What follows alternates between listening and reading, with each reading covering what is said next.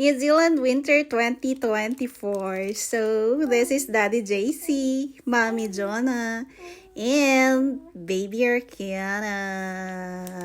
So, we'll be showing you the winter here in New Zealand. So, usually winter here peaks around June to August. And as of now, this is our view here at Ness Bay. So, Ness Bay is located here in South New Zealand, as New Zealand is divided into two.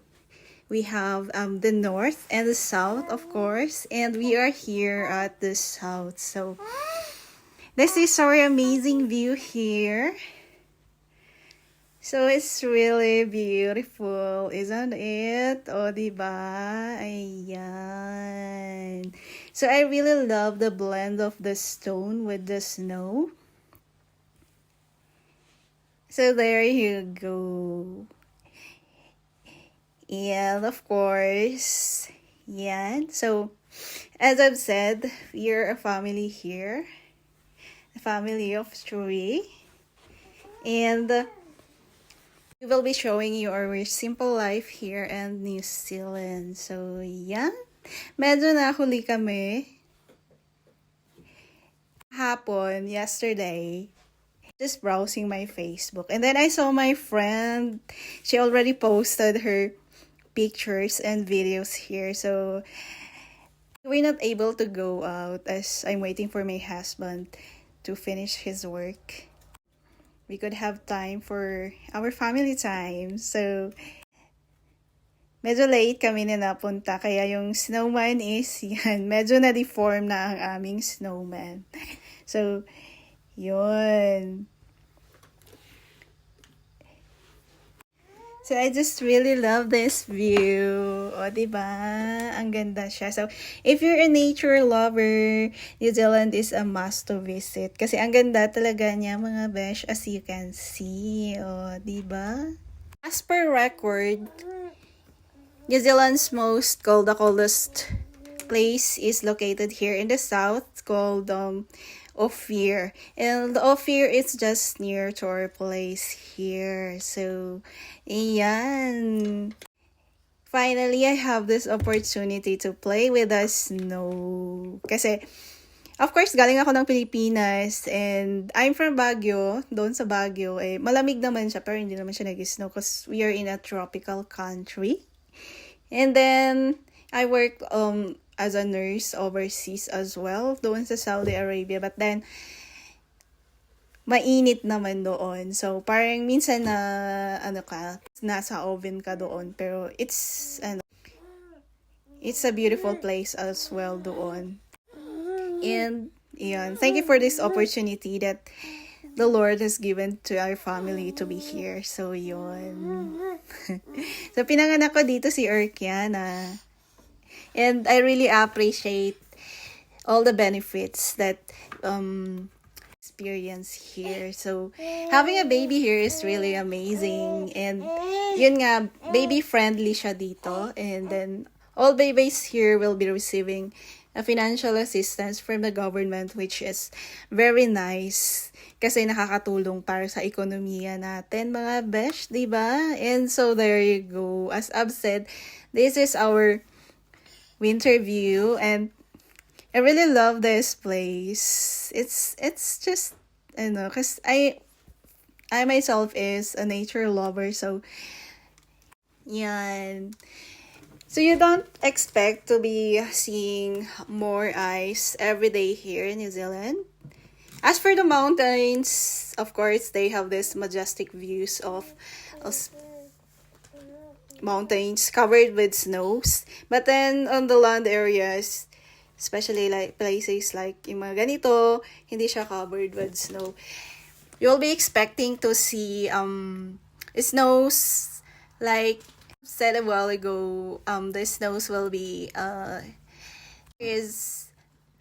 peak of winter is June to August. So that day comes just like this moment. Ayan. It's not every day that you will see snow.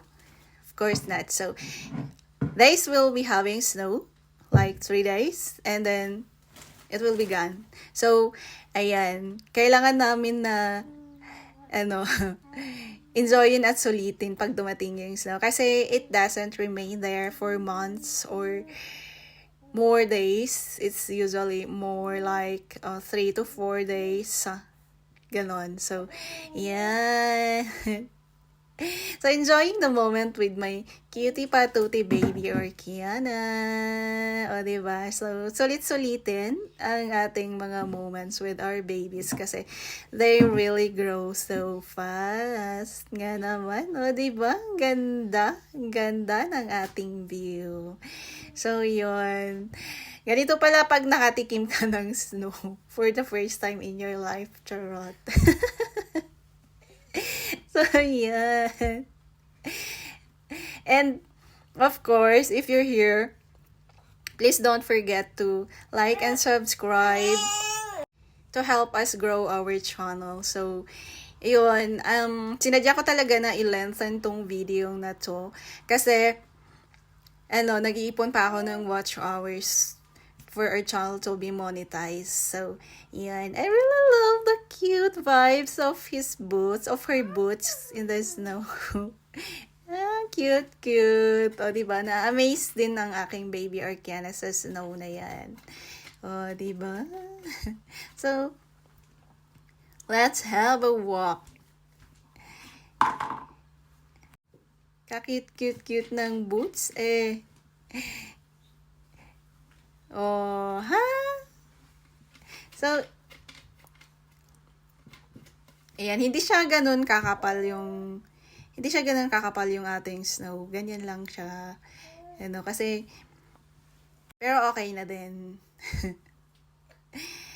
But when you go to the mountains, of course, makakapal yung snow at covered talaga siya for months. Ganon. So, yan. At kami muna ay mag-post sa snow na ito. So, of course, maganda rin tong mag-vlog ka, diba? Kasi naiipon mo yung mga precious moments, memories, ganon. And then, nasi-share mo pa sa ibang tao. So, yan, let's be happy all the time. And, of course, ayan, enjoy nyo yung moments nyo with your family, of course. Kasi, sabi nga nila, we live only once. So, ayan, savor every moment. Oh, diba? So, parang ganun lang. You just have to appreciate simple things in your life. And have time to appreciate nature. O, diba? Parang nature therapy lang siya, mga mare. So, yun. Ito-tour ko kayo dito sa Ness Bay. So, as I've said a while ago, this is located here in South New Zealand. And, ayan. It's covered with snow. So, yan. Enjoy. So, that talaga ng place na yun. So, just enjoy this place with me. Ayan. There you go. You love it? You love it? Of course. Of course. So, yan. Hindi na ako gumamit ng music kasi, na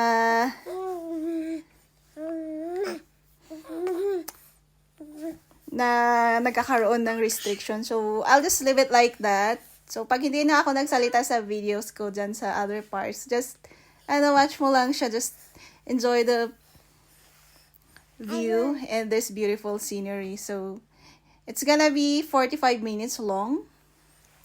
And, ayan.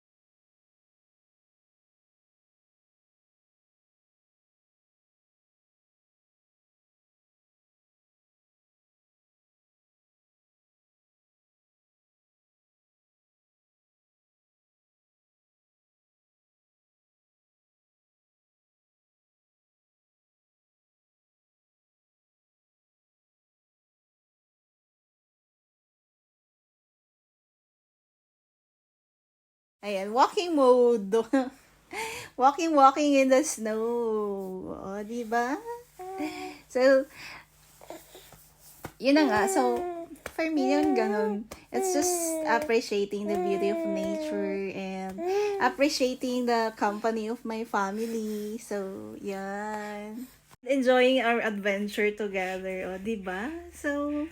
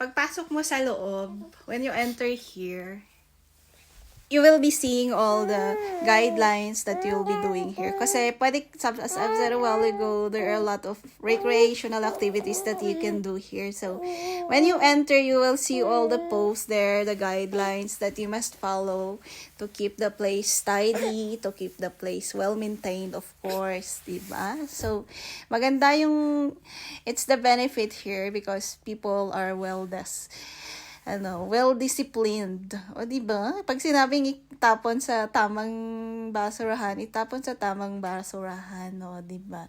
So, this is such a good and beautiful community. So, yan. Nest Bay.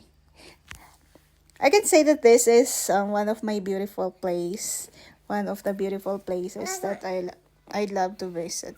It's not just because it's near to our area or near to our house, but then as you can see, the place is really mesmerizing, and then you will really enjoy the view of the nature in here. As for me, I just really love to hear. I really love to breathe ang fresh air na fresh air kasi ang daming mga pine trees.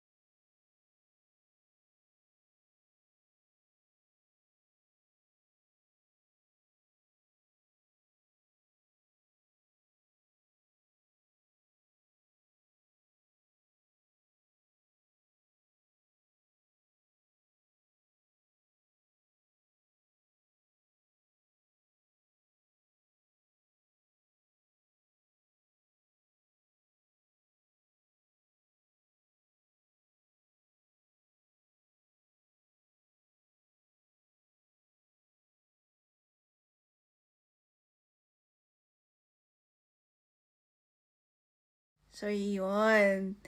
Ang ganda rin ng roots na ito, 'di ba? Pag nawo-walk ka talaga dito sa nature o ma-appreciate mo yung mga magagandang ano ni Mother Nature, gift of Mother Nature. So, ayan, meron din kaming pine tree dito just like in the Philippines. And so just have to be careful kasi medyo madulas yung daan. And yan. Mm. There you go. It's really amazing.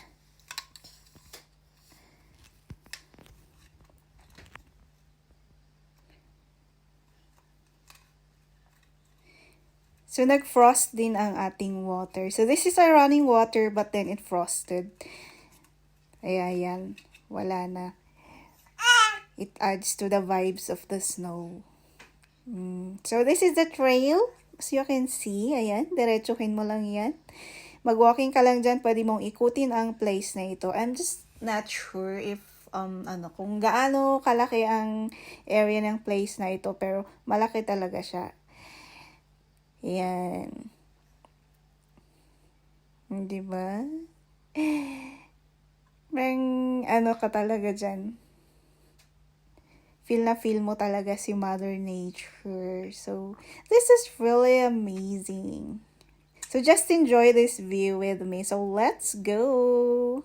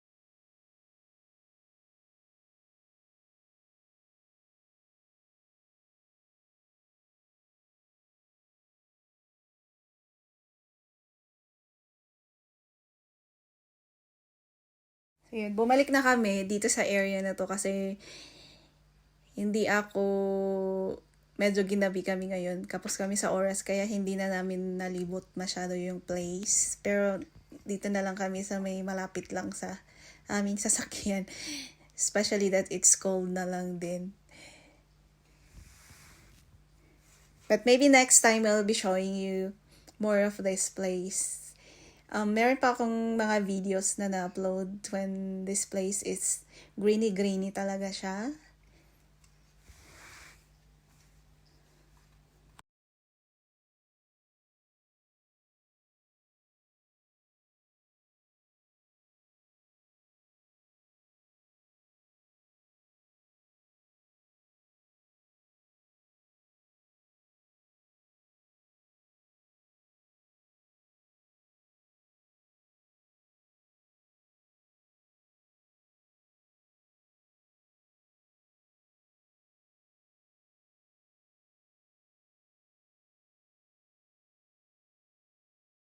So this is really the most view that I love about here. Ayan, it's really amazing. Ang ganda. Ang ganda talaga siya. Ayan. And, oh, di ba? Parang nasa ano ka lang, parang malapit ka sa river. Mga parang river beds lang sa kalsada. So, nasa gitna siya ng kalsada and that's, ano,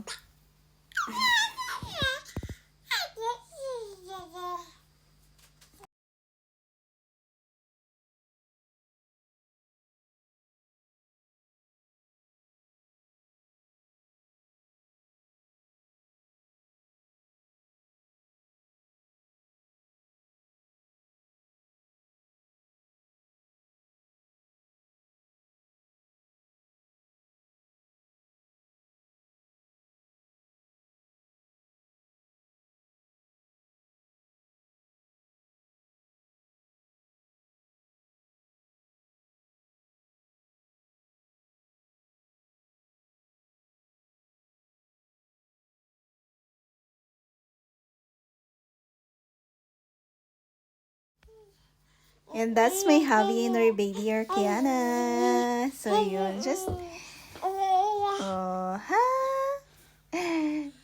Arkiana is being amazed. Is amazed talaga sa ating view na ito. Kasi, hindi kami nadadalaw ni Elsa sa aming bahay, sa bahay namin. Parang last year is different from this time kasi ano siya, dinadalaw yung mga bahay namin ng snow. Pero this year, hindi pa siya nadalaw. Nasa bundok lang siya. Nasa bundok lang si Elsa. So, yan. Pumunta pa kami ng Nest Bay para makita itong view na ito. So, yan. Ha?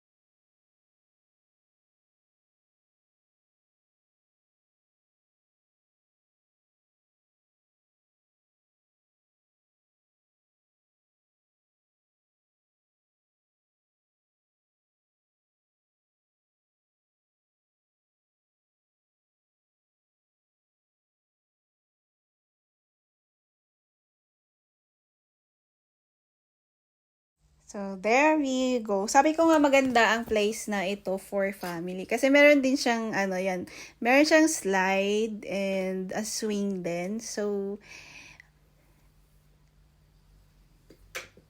pwede mong dalhin dito ang mga kids mo to enjoy. Pag summer, you can do swimming here as well. Kasi yung dam nandun lang sa harap din ng swing na ito. So, ayan. Ang sarap maging bata. Parang walang iniisip, no? So, ayan, pa-swing-swing lang din.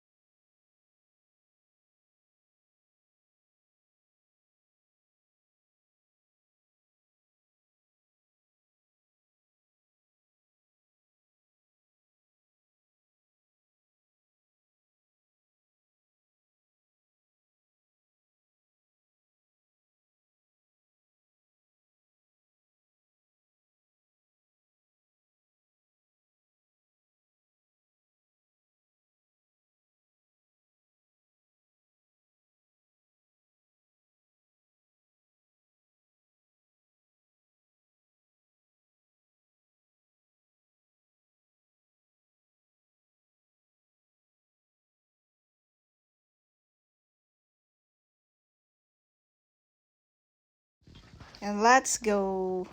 So, this is the trail. Basta ganito yung itsura niya na lilibutin mo yung place na ito. So, ayan. Tara, libutin natin.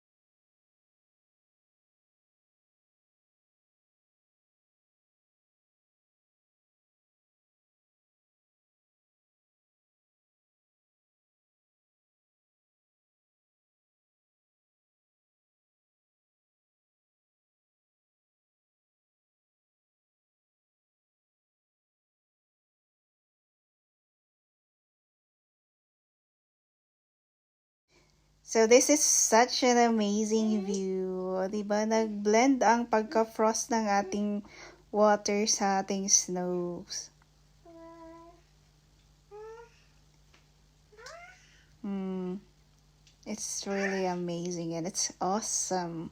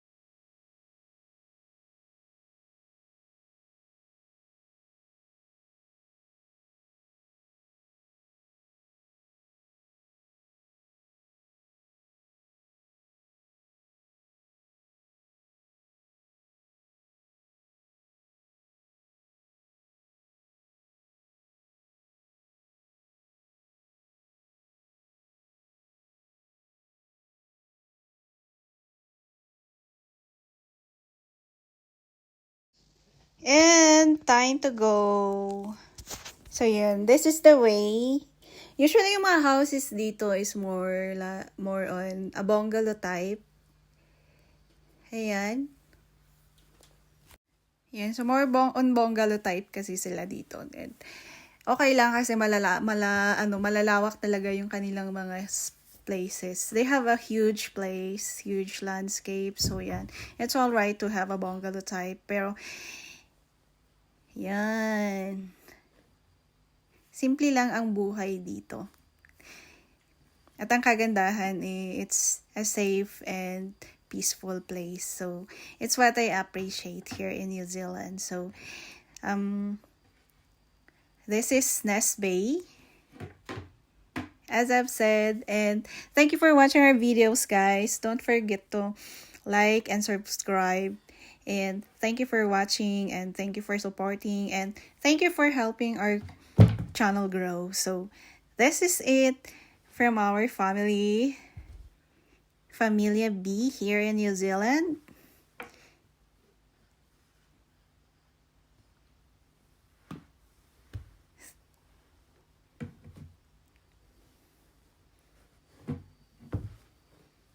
Signing off, and bye-bye. And see you on our other videos, of course. So, that's it. God bless.